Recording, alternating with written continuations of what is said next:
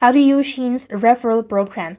In order to use the SHEIN's referral program, you need and invite friends, you need to use SHEIN mobile app. First thing, log into your SHEIN mobile app and log in. Then what you need is you can ensure you have the SHEIN app installed and are signed into your account. So the referral program functionality is primarily app based. So what you need is, first thing first, just navigate to the Me section from the bottom right corner of the screen. In the service section, you just want to look for share and earn. So here you can find the share and earn section. If you cannot find one, you can press the gear icon. Look for the share and earn options over here. So when you locate the share and earn section or the referral program, you can just generate or add a new page with which will display your unique referral link or a code.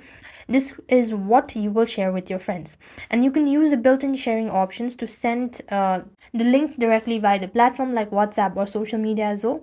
Also, and alternatively, you could also copy the link or code manually and paste it into any messaging app or email.